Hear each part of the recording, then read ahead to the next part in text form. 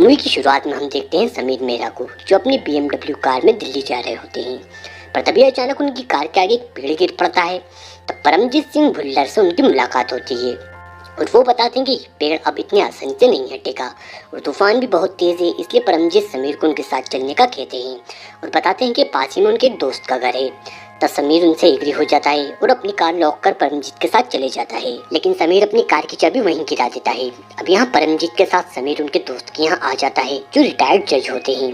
अब यहाँ समीर के बहुत रिस्पेक्ट की जाती है और उससे वाइन भी ऑफर की जाती है। यहाँ इना नाम की एक लड़की भी है जो वहाँ काम करती है। यहाँ एक और ओल्ड मैन भी रहते हैं जिसका नाम हरिया होता है। समीर यहाँ बताता है कि वो किसी बिजनेस मीटिंग के लिए दिल्ली जा रहा था और होटल में उसकी वाइफ उसका वेट कर रही है। अब समीर के मोबाइल में नेटवर्क नहीं आते, इसलिए वो वहाँ का लैंडलाइन इस्तेमाल करने को कहता है, क्योंकि उसे अर्जेंट कॉल करना होता है, पर वो डेड होता है। अब समीर एक कमरे में अपने कपड़े चेंज करने जाता है, जहाँ वो बहुत ही डिस्टर्बिंग पेंटिंग्स देखता है और उसे इना बताती है कि ये उसने बनाई है। तब समीर कहता है कि वो इन पेंटिंग्स को एग्जीबिशन में प्रेजेंट करवा सकता है। अब यहाँ घर में एक और एंट्री होती है जिनका नाम रहता है लतीफ सेठी, और वो सबसे पूछते हैं कि कहाँ है वो अमीर आदमी। सेठी ये भी बताते हैं कि वो शादीशुदा है। तब सब पूछते हैं कि आपको कैसे पता। तब लतीफ बताते हैं कि बाहर एक महंगी कार खड़ी है जो एक लड़की के नाम पर है, और जो कोट वहाँ टंगा है वो भी महंगा है, और एक बैग जो बड़े ब्रांड का है। इससे उसने अंदाजा लगाया कि वो किसी बड़ी कंपनी का मालिक है। फ्रेंड्स, यहाँ हमें पता चलता है कि लतीफ परमजीत एक वकील है और जगदीश उनका दोस्त एक जज। तब समीर वहाँ आ जाता है और उनमें लाइफ को लेकर बहुत बातचीत होती है। जहाँ समीर एक मॉडर्न थिंकिंग वाला इंसान है, वहीं इन सबका नजरिया दुनिया को देखने का एक कानूनी तरीके से है। अब तभी लतीफ जैदी की नज़र समीर के सिगरेट बॉक्स पर जाती है, जो काफ़ी महंगा होता है और उस पर लिखा होता है लव फ्रॉम एनो। तब लतीफ पूछते हैं कि ये वाइफ ने दिया। तब समीर कहता है कि एक फ्रेंड ने। तब लतीफ मुस्कुरा कर कहते हैं कि क्या गर्लफ्रेंड ने। तब समीर भी एक स्माइल उन्हें देता है और कहता है हाँ। तब समीर उनसे पूछता है कि यहाँ वो सब बोर नहीं हो जाते। तब वो बताते हैं कि हम यहाँ रोज एक गेम खेलते हैं जिसमें वो एक अदालत बनाते हैं और सब अपना अपना रोल प्ले करते हैं, मतलब जज और वकील का, और एक मुजरिम होता है जिसे हम जुर्म साबित होने पर सजा भी देते हैं। पर समीर को ये सब बहुत बचकाना लगता है। तब लतीफ कहते हैं कि तुम भी उनके साथ ये खेल खेलना चाहोगे। तब समीर मना करता है, पर सबके इंसिस्ट करने पर वो राजी हो जाता है। तब लतीफ इना से पूछते हैं कि क्या उसने फूलन देवी का केस स्टडी कर लिया और आज हम उसी पर केस लड़ेंगे। तब इना कहती कि वो नहीं कर पाई। इधर समीर कहता है कि ये सब बहुत पुराना है और जुर्म साबित होने पर उसे कोई सजा भी नहीं दे सकता और ये काफ़ी बोरिंग भी है। तब वो बताते हैं कि कुछ समय पहले यहाँ एक एक्स मिनिस्टर आया था और इसे ही हमने उसका केस लड़ा और उसे सजा भी दी। तब समीर कहता है कि उसे इतनी सख्त सजा दी कि वो अपनी पत्नी छोड़कर ही भाग गया। इस पर समीर और सभी हंसने लगते हैं, पर समीर किस लिए हंस रहा है ये तो हमें पता होता है, पर ये सब क्यों हंस रहे हैं वो हम नहीं जानते। अब वो समीर को मुजरिम बनाते हैं और कहते हैं कि अपने लिए कोई जुर्म डिसाइड कर लो। तब समीर कहता है कि वो बहुत क्लीन है और उसने आज तक कोई जुर्म नहीं किया, सिवाय कभी कभार उसने सिग्नल जरूर तोड़े हैं। और वो कहता है कि तुम खुद ही उसके लिए कोई जुर्म सोच लो। अब परमजीत समीर के वकील हैं और लतीफ उनके अगेंस्ट लड़ेंगे, पर तभी वहाँ एक लड़का वाइन लेकर आता है। तब समीर पूछता है कि क्या वो भी इस खेल का हिस्सा है। तब वो बताते हैं कि इसकी बहन का किसी ने बलात्कार किया था और इसने उसकी हत्या कर दी थी और इसको इसकी सजा भी मिल गई है, क्योंकि ये 7 साल जेल में रह चुका है। और तब वो लड़का एक बैग लेकर हरिया को देता है। तब समीर हरिया से पूछता है कि आप इस खेल को नहीं खेलते। तब हरिया बताता है कि उसका रोल खेल के बाद होता है, और तब वो बैग से एक फंदा निकाल कर कहता है कि वो एक जल्लाद है। अब मुकदमा शुरू होता है और लतीफ समीर से नॉर्मल सवाल पूछते हैं, उनकी वाइफ के बारे में और उनके बच्चों के बारे में वगैरह। तब समीर लतीफ को उनके बच्चों की तस्वीर बताता है। उस टाइम लतीफ समीर के मोबाइल का लॉग देख लेते हैं। अब समीर बताता है कि वो एक एड कंपनी का CEO है और ये पोस्ट उसे उसके बॉस GS ओसवाल के मरने के बाद मिली, और ये सब समीर बहुत हंसकर बताता है। इस पर लतीफ कहते हैं कि एक इंसान के मरने पर आप इतना खुश कैसे हो सकते हैं। तब वो बताता है कि उसका बॉस बहुत खड़ूस था और उसकी वाइफ भी उसे खड़ूस कहती थी। तब समीर से लतीफ ओसवाल की वाइफ का नाम पूछते हैं। तब वो बताता है कि नताशा ओसवाल। तब लतीफ कहते हैं कि जो सिगरेट बॉक्स है उस पर भी एनो लिखा है, मतलब नताशा ओसवाल, मतलब नताशा आपकी गर्लफ्रेंड है। अब समीर यहाँ फंस जाता है और वो एडमिट कर लेता है कि वो और नताशा रिलेशनशिप में थे। तब लतीफ समीर पर इल्जाम लगाते हैं कि तुमने तुम्हारी गर्लफ्रेंड के साथ मिलकर तुम्हारे बॉस का खून किया है। तब समीर बताता है कि जब वो नताशा से मिला था तब उसे नहीं पता था कि नताशा उसके बॉस की वाइफ है।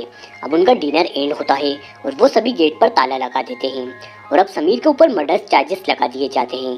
तब समीर बताता है कि कैसे उसकी और नताशा की मुलाकात हुई थी। वो एक नाइट क्लब में मिले थे। समीर वहाँ बिजनेस मीट के लिए गया था और तभी समीर के पास एक शख्स आता है और वो उससे लाइटर मांगता है। तब समीर उसकी सिगरेट जला देता है और वो शख्स वहाँ से चला जाता है। अब समीर नताशा को देखता है जो बहुत नशे में होती है और जब वो क्लब से बाहर जा रही होती है तब उसकी इयररिंग वहीं गिर जाती है, जिसे समीर देख लेता है और वो नताशा को लौटाने उसके पास जाता है और उससे कहता है कि आप नशे की हालत में ड्राइव नहीं कर सकती और अगर आप कहें तो वो उसे ड्रॉप कर सकता है। तब नताशा राजी हो जाती है और उसे उसके फार्म हाउस पर चलने को कहती है। अब वहाँ इन दोनों की नजदीकियां बढ़ जाती हैं और दोनों मिलने जुलने लगते हैं। अब एक दिन समीर को पता चलता है कि नताशा उसके बॉस की वाइफ है। अब समीर घबरा जाता है, उसको लगता है अगर उसके बॉस को पता चल गया तो उसकी नौकरी चली जाएगी और वो फिर नताशा से दूरी बना लेता है। अब एक दिन नताशा उसे कॉल कर उसके फार्म हाउस बुलाती है और जब समीर वहाँ पहुँचता है तो वो देखता है कि नताशा को किसी ने बांध रखा है और तब वो उसे छुड़ाता है और तब नताशा बताती है कि उसके पति ने उसे बांधा था और अब वो उसको मारना चाहती है क्योंकि वो उसे कोड़े से मारता है और बहुत टॉर्चर भी करता है। ये सुनकर समीर को बहुत गुस्सा आता है। अब कहानी प्रेजेंट में आती है और लतीफ कहते हैं कि आपको इतना गुस्सा आया कि आपने आपके बॉस का खून कर दिया। तब समीर बताता है कि उसके बॉस की नेचुरल डेथ हुई थी और वो हार्ट अटैक से मरे थे। तब कोर्ट थोड़ी देर के लिए रोक दी जाती है और सब जानने को बेताब होते हैं कि अब क्या होगा और फिर कोर्ट शुरू होती है। अब लतीफ समीर से कहते हैं कि कुछ समय पहले आपके बॉस ने 1 महीने की छुट्टी ली क्योंकि उन्हें हार्ट अटैक आया था। तब समीर कहता है कि बिल्कुल ली होगी और उसे इसकी जानकारी नहीं है। तब लतीफ कहते हैं कि तुमको ये सब पता था क्योंकि ये सब नताशा तुमको बता चुकी थी और तुम जानते थे कि अगर ओसवाल को एक और हार्ट अटैक आया तो वो मर जाएगा, इसलिए तुमने नताशा के साथ एक प्राइवेट वीडियो बनाई और उसे ओसवाल को दिखाया जिससे उसको हार्ट अटैक आया।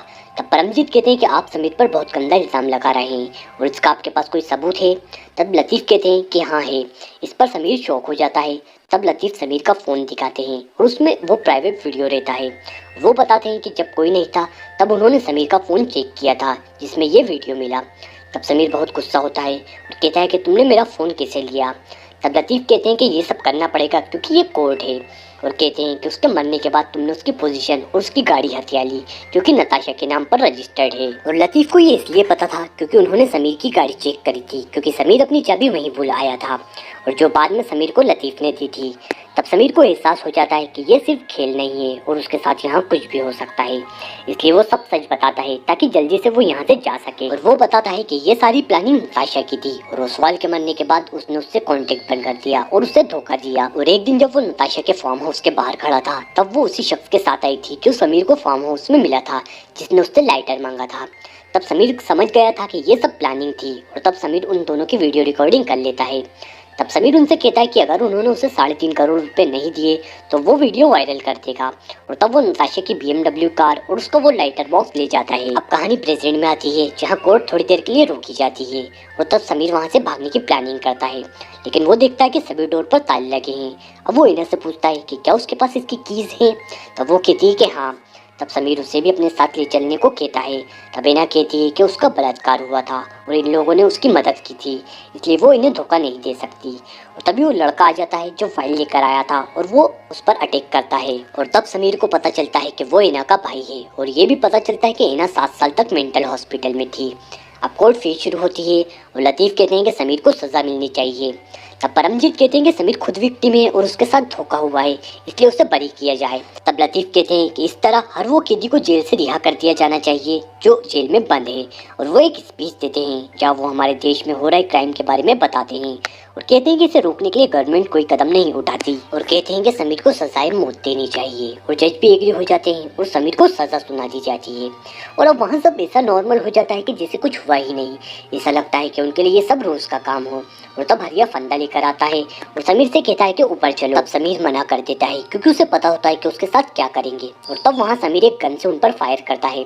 तब लतीफ़ बताते हैं कि तुम्हारा सारा केस रिकॉर्ड हुआ है और इसकी एक कॉपी क्राइम ब्रांच और एक हाई कोर्ट में जाएगी। तब समीर वो रिकॉर्डिंग मशीन उठाता है और वहाँ से बाहर भागता है जहाँ ये सब उसका पीछा करते हैं और समीर डेंजर जोन में चला जाता है। सब उसे रोकते हैं लेकिन वो नहीं मानता और तभी वहाँ लैंडस्लाइड हो जाती है और समीर एक खाई में गिरकर मर जाता है।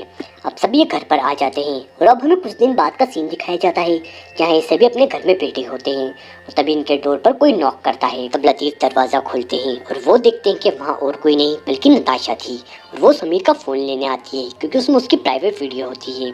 तब लतीफ़ कहते हैं कि फ़ोन तो आपको मिल ही जाएगा, लेकिन बाहर बहुत तेज़ तूफान है, इसलिए वो उसे रात को वहीं रुकने का कहते हैं और वो मान जाती है।